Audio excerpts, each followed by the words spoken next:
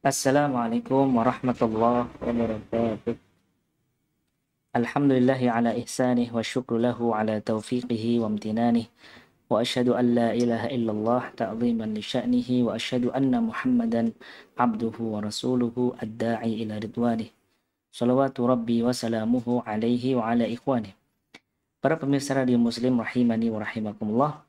Di kesempatan kali ini kita akan melanjutkan pembahasan tentang sirah Nabi, yang mana kita telah sampai pada kisah tentang hijrahnya Nabi Shallallahu Alaihi Wasallam ke kota Madinah. Pendengar radio Muslim rahimani wa rahimakumullah, ketika baiat Aqobah yang kedua telah selesai dilaksanakan, maka kemudian Rasulullah Shallallahu Alaihi Wasallam telah diizinkan oleh Allah Subhanahu Wa Taala untuk berhijrah ke kota Madinah. Akhirnya setelah peristiwa itu berbondong-bondong, ya, bergerombol-gerombol, berkelompok-kelompok para sahabat Nabi Shallallahu Alaihi Wasallam yang tinggal di Mekah, mereka berpindah menuju kota Madinah. Kelompok yang pertama yang berhijrah ke kota Madinah itu adalah diantaranya yaitu sahabat Abu Salamah bin Abdul Asad, kemudian Amir bin Rabi'ah, termasuk juga istri beliau, kemudian Abdullah bin Jahshin, lalu kemudian diikuti oleh gerombolan kaum muslimin. Semoga Allah meridhai mereka semuanya. Lalu setelah kelompok ini, setelah kloter yang pertama berangkat menuju kota Madinah, dilanjutkan kloter yang berikutnya, yaitu Umar bin Khattab radhiyallahu anhu, kemudian juga saudaranya yaitu Zaid dan juga Ayyas bin Abi Rabi'ah. Mereka berhijrah selanjutnya menuju ke kota Madinah. Dilanjutkan kemudian para sahabat yang lain menuju kota Madinah. Sehingga yang tinggal terakhir di kota Mekah itu adalah Rasulullah Shallallahu Alaihi Wasallam bersama Abu Talib, Abu Bakar As-Siddiq dan keluarganya. Dia keluarganya Abu Bakar As-Siddiq. Tinggal mereka saja yang tinggal di kota Mekah. Kenapa tinggal mereka yang berada di kota Mekah? Kaum muslimin sudah hijrah semuanya. Ya karena Rasulullah Shallallahu Alaihi Wasallam tidak semudah kaum muslimin yang lain, tidak semudah masyarakat sipil ya istilahnya ya. Beliau pemimpin, ya beliau adalah Rasul Sallallahu Alaihi Wasallam yang paling dicari oleh masyarakat Mekah.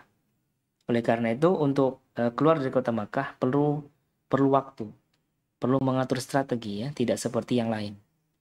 Oleh karena itu Rasulullah Sallallahu Alaihi Wasallam terakhir hijrahnya ke kota Madinah. Dan itu ditemani oleh Abu Bakar As-Siddiq bersama keluarganya, Aisyah, putra-putrinya ya. Kemudian juga keponakannya Ali bin Abi Thalib. Itu tetap mereka berada di kota Mekah.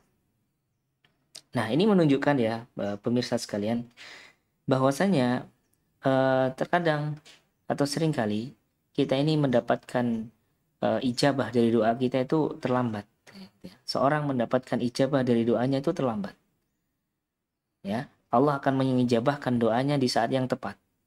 Nah, seperti yang kita lihat dari sejarah hijrahnya Nabi Sallallahu Alaihi Wasallam, tentu Rasulullah Sallallahu Alaihi Wasallam sangat ingin, beliau begitu ingin ya, kuat keinginan beliau untuk mendapatkan tempat yang bisa diterima, mendapatkan tempat yang masyarakatnya mau menerima dakwahnya. Akan tetapi beliau harus bersabar sekian tahun dulu ya,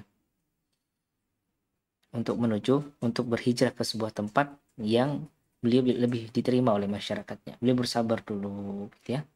Tapi terus berjuang, terus beliau berdoa. Akhirnya Allah kabulkan. Beliau mendapatkan tempat yang lebih berkah ya. Yaitu kota Madinah An-Nabawiyah setelah peristiwa Aqobah yang kedua. Barulah Nabi diizinkan untuk berhijrah. Di Allah siapkan dulu. Di Allah yang Maha tahu mana kapan keinginan seseorang itu dikabulkan. Kapan saat yang tepat keinginan seorang itu akan dikabulkan. Allah lebih Maha tahu. Ya. Dan ketika Allah Subhanahu wa taala memberikan nikmat kepada seseorang, maka Allah akan siapkan. Allah akan mempersiapkan hambanya siap menerima nikmat tersebut. Nah, seperti Rasulullah SAW dan para sahabatnya. Ketika mendapatkan nikmat untuk berhijrah ke kota Madinah, maka Allah siapkan semuanya. Masyarakat Madinah yang membaiat Nabi SAW sebelumnya dalam baiat Aqobah kedua ya, sehingga ketika Nabi Shallallahu Alaihi Wasallam menetap di Madinah bersama para sahabatnya, masyarakat itu sudah welcome, sudah siap menerima. Nah, itulah Allah Subhanahu wa taala mengabulkan nikmat seseorang. Ya, yaitu Allah juga mempersiapkan segala hal. Allah siapkan menjadikan semuanya itu siap untuk menerima keberadaannya. Baik. Pemirsa di muslim rahimani wa rahimakumullah. Kemudian setelah para sahabat semuanya sudah berhijrah gitu ya, maka Abu Bakar As-Siddiq radhiyallahu anhu berkata ya, bertanya kepada Nabi sallallahu alaihi wasallam untuk memohon izin untuk ikut berhijrah juga. Tapi Nabi sallallahu alaihi wasallam mengatakan la ta'jal la'allallah an yaj'ala laka sahiban. Jangan tergesa-gesa kamu. Saya berharap semoga kamu menjadikan sebagai sahabat spesialku. Nah, jadi sahabatku di dalam proses hijrah ini. Masya Allah. Mendengarkan ucapan itu Abu Bakar As-Siddiq senang sekali. Sampai disebutkan dalam riwayat yang menceritakan ini ya. Fatami'a Abu Bakrin radhiyallahu anhu an yakuna huwa. Abu Bakar As-Siddiq begitu berhasrat, begitu berkeinginan mendapatkan beliau menjadi sahabat Nabi SAW ya, yang menemani beliau ketika dalam proses hijrahnya. Baik, akhirnya Abu Bakar As-Siddiq pun menemani Nabi SAW dalam proses hijrah itu. Nah, ketika orang-orang musyrikin telah melihat kloter-kloter para sahabat kok berbondong-bondong keluar dari kota Mekah, pindah tempat, mereka berhijrah ke kota Madinah, akhirnya pemimpin-pemimpin musyrikin ini mereka musyawarah. Nah, mereka rapat untuk menentukan strategi. Ya, ini langkah apa yang harus kita lakukan? Ya, menghadapi kaum muslimin yang mereka menemukan strategi baru pindah tempat. Mereka ini berhijrah. Langkah apa yang harus kita lakukan? Nah, ketika mereka melakukan rapat ini ya, para pemirsa, Iblis datang menjelma menjadi manusia yang memperkenalkan diri kepada orang-orang Quraisy, kepada para tokoh musyrikin, bahwasanya dia berasal dari Najd. Iblis menjelma berbentuk orang yang sudah paruh baya, gitu ya, yang mengaku dia ini dari Najd dan berpenampilan seperti orang Najd. Nah, orang Najd. Nah, ini supaya apa? Ya supaya orang istilahnya tidak curiga gitu loh.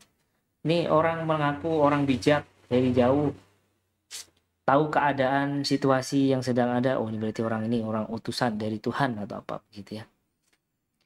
Ya, dia menampakkan diri seperti sosok orang yang bijaksana, orang yang sudah paruh baya berasal dari negeri Najd. Ya, ini iblis yang menjelma ini ikut rapat bersama orang-orang musyrikin di sebuah tempat yang namanya Darun Nadwah. Ya, tempat rapat mereka namanya Darun Nadwah. Nah, ini mengandung pelajaran kepada kita ya, mengandung pelajaran untuk kita ya, bahwasanya orang-orang musyrikin itu untuk mencari neraka mereka juga bergerak rapi. Mereka bayangkan mereka rapat, mereka mengatur strategi, mereka merencanakan dengan matang, mereka mengeksekusi dengan penuh pertimbangan atau perhitungan, mereka mengevaluasi apa yang sudah dilakukan, ya kan? Jadi mereka ini orang-orang musyrikin mencari neraka bergerak secara rapi. Artinya kalau kita pahami dengan pandangan manajemen kekinian ya, mereka tahapan-tahapan manajemen itu mereka jalani gitu. Maka orang yang mencari surga jangan sampai kalah rapi dengan orang yang mencari neraka. Jangan sampai orang beranggapan mencari surga itu yang penting bismillah, yang penting melaku, tawakal. Tawakal itu kan harus ada usaha. Nah, usaha itu ya kita menjalani proses itu secara matang, direncanakan dengan matang, ya kan ya, diorganizing secara terukur, ya kan, diatur strukturnya siapa, pemangkunya siapa, ini siapa, penanggung jawabnya siapa, kan namanya organizing dalam proses manajemen itu. Kemudian pelaksanaannya juga profesional, kemudian ada proses controlling, kemudian ada proses evaluasi. Nah, jadi ini memberikan pelajaran kepada kita bahwasanya menuju surga ini juga jangan sampai asal-asalan. Ya. Orang-orang musyrikin berdakwah pakai manajemen, pakai strategi. Ya kan ya? Makanya seorang muslim juga jangan sampai nggak melek manajemen. Ya, jangan sampai berpikiran membawa sekolah, membawa lembaga, membawa dakwah. Yang penting melaku, yang penting bismillah.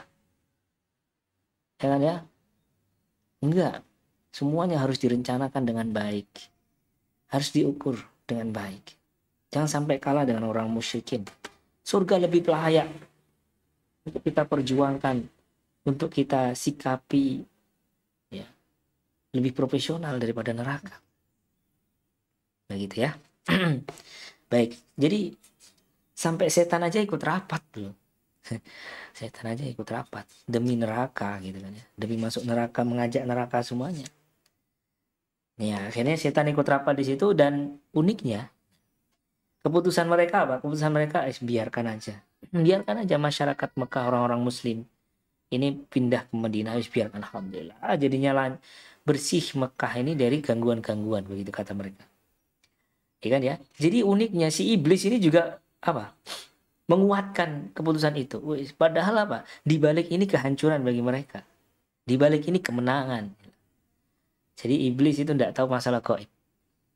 Membuktikan iblis nggak tahu masalah gaib, nggak tahu masa depan. Kalau tahu masa depan, iblis akan memberikan pandangan. Jangan sampai mereka hijrah. Biarkan ditahan di Mekah aja. Karena kalau mereka berhijrah akan berkembang, akan menjadi kuat. Tapi iblis ya mantuk-mantuk juga. Nah, ini menunjukkan iblis tidak tahu perkara gaib. Jangan mau dibodohin sama iblis. Ya kan, tahu masalah ini bisa nebak masa depan ini. Tidak tahu masalah gaib. Kecuali, ya kan ya, yang mungkin hasil berita curi dari langit dan semuanya atas izin Allah SWT. Akan tetapi kesempatan itu begitu Nabi SAW diutus kan semakin sempit. Hampir tidak bisa setan itu mencuri berita dari langit semenjak diutusnya Nabi SAW. Makanya kekuatan sihir ya, kekuatan dukun itu sebelum masa kenabian Nabi Muhammad SAW dibandingkan dengan setelahnya itu sangat berbeda ya. Begitu Nabi diutus, langit itu kan ditutup. Ya, Allah siapkan bintang-bintang yang siap melempari iblis setan yang berusaha mencuri berita dari langit gitu kan. Nah, baik. Ya, setelah jadi itulah responnya kaum musyrikin. Mereka rapat kemudian menghasilkan keputusan. Yaitu ya sudahlah biarkan. Fayarbau bil Madinah, ya sudahlah biarkanlah kaum muslimin itu pindah ke Madinah. Tetapi mereka tidak mau membiarkan Nabi Muhammad SAW. Nah, mereka berusaha mencari Nabi Muhammad SAW, ingin membunuh Nabi SAW atau menahan Nabi SAW. Nah itu karena ya cerdas juga mereka, yang penting pimpinannya kita tahan ya. Padahal juga ini pikiran yang cetek juga ya. Kalau seandainya pengikutnya juga sudah berpindah, ajarannya sudah dibawa, kemudian loyalnya tinggi, mereka membangun kekuatan di luar, mereka datang ke Mekah menyerang kan bisa juga ya. Ya itulah, itu adalah mereka berbuat makar, tapi Allah ya, Allah lebih cerdik lagi makarnya kepada mereka. Baik. Akhirnya kemudian setelah itu ya, setelah proses tadi mendapatkan respon suku Quraisy yang seperti itu, masyarakat muslim sudah berhijrah ke Madinah, ya kan ya.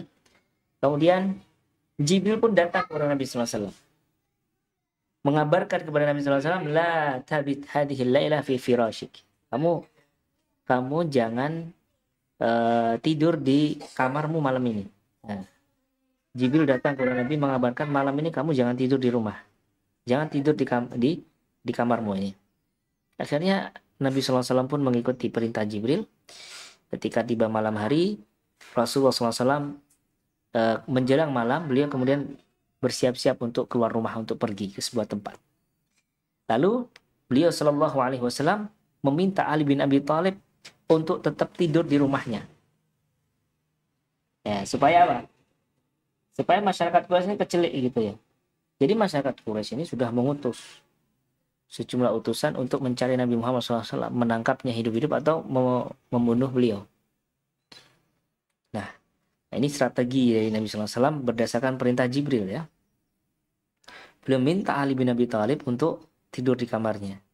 Sehingga ketika kalau utusan Quraisy ini datang, mendobrak pintu rumah, yang melihat di kamarnya ternyata Ali, mereka tidak jadi membunuh. Mereka kecelik. Gitu. Kalau bahasa orang Jogja itu kecelik. Gitu. Nah, kalau bahasa Indonesianya apa ya kecelik itu, Mas? Jadi di luar ekspektasi gitu. Kecelik itu ya. Nah, kemudian Nabi SAW perintahkan Ali, di samping tetap berada di rumah, beliau perintahkan kepada Ali untuk mengembalikan barang-barang titipan orang-orang Quraisy yang dititipkan kepada Nabi SAW kepada pemilik harta itu, kepada yang punya. Jadi Nabi SAW itu meskipun dibenci, diusir, dijuluki ini dan itu, uniknya masyarakat Quraisy, orang-orang kafir Quraisy ini menitipkan barangnya kepada Nabi Muhammad SAW. Sampai dikatakan dalam riwayat, ya dalam Sirah Ibnu Hisham, dalam Sirah An-Nabawiyah karya Al-Qastolani, diterangkan di situ, wa kana Rasulullah sallallahu alaihi wasallam laisa bi Makkah ahadun indahu syai'in yakhsha alaihi illa wada'ahu indahu. Ya. Masyarakat Mekah itu tidak ada satupun masyarakat Mekah itu yang memiliki harta berharga, logam mulia, yang mereka khawatir kalau mereka simpan sendiri hilang, itu melainkan mereka titipkan kepada Nabi Muhammad SAW. Hampir semua masyarakat Mekah yang punya logam mulia, yang punya harta yang bernilai, itu dititipkan kepada Nabi Muhammad SAW. Lima ya'lamu min sidqihi wa amanatihi SAW. Karena mereka mengakui kejujuran Nabi Muhammad SAW dan amanahnya Nabi Muhammad SAW. Nah itu loh. Subhanallahiladzim. Ini kalau bukan Nabi ya, udah terpancing emosi, kebawa emosi.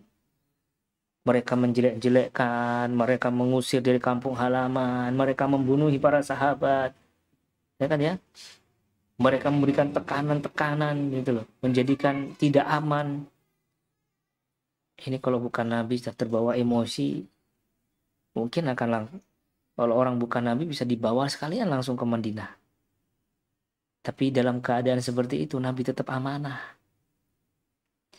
Nabi tetap berusaha jujur.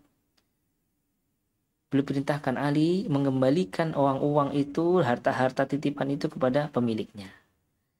Ini adalah potret akhlak Nabi yang luar biasa. Contoh integritas yang sangat tinggi. Nggak mungkin bisa dilakukan kalau bukan Nabi. Masya Allah. Ya. Makanya Nabi Muhammad SAW itu dikenal sebagai sosok yang jujur, yang sangat dipercaya, dan itu sudah disepakati seluruh masyarakat Mekah, kawan maupun lawan. Nah ini menunjukkan bahwasanya Islam ini agama yang ilmiah.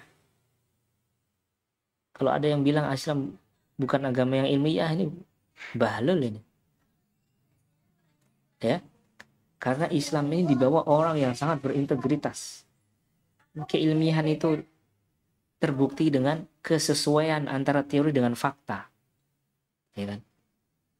Ketika sebuah kabar itu dibawa oleh seorang yang diakui integritasnya, kejujurannya, ini menunjukkan bahwasanya segala kabar yang datang dari Rasulullah SAW itu adalah ilmiah. Gitu. Baik. Kemudian menjelang ketika sudah tiba awal malam, mungkin sekitar maghrib isya begitu ya, Nabi SAW melihat orang-orang mulai berdatangan ke rumahnya. Dan mereka nunggu di depan rumah. Nunggu.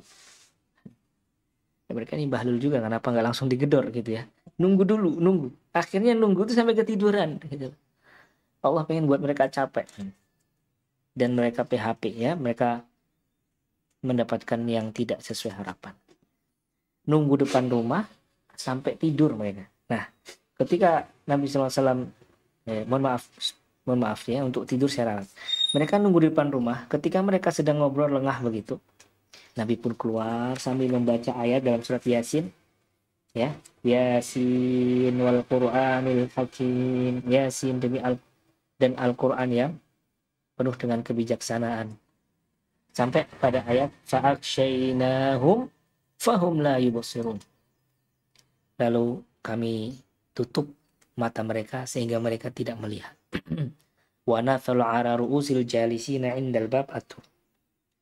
Setelah membaca surat Yasin tadi sampai ayat yang fa'akshaynahum fahum la yubsirun, Nabi mengambil tanah ya, kemudian Nabi siramkan ya, Nabi taburkan ke wajah-wajah orang yang duduk di situ. Lalu mereka pun tidak bisa melihat Nabi Muhammad SAW. Nah, ini mukjizatnya Rasulullah SAW. Ya. Thumman sarafa SAW haitsu arad. Sehingga Nabi pun leluasa untuk pergi kemana saja.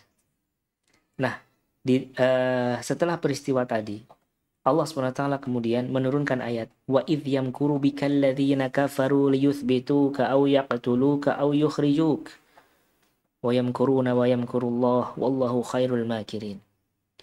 Dan ingatlah ketika orang-orang kafir Quraisy itu berbuat makar kepadamu, di mana orang-orang kafir itu berusaha untuk menangkapmu atau membunuhmu atau mengusirmu dari Makkah, dari rumahmu. Lalu Allah membuat tipu daya kepada mereka. Wa yamkuruna wa yamkurullah.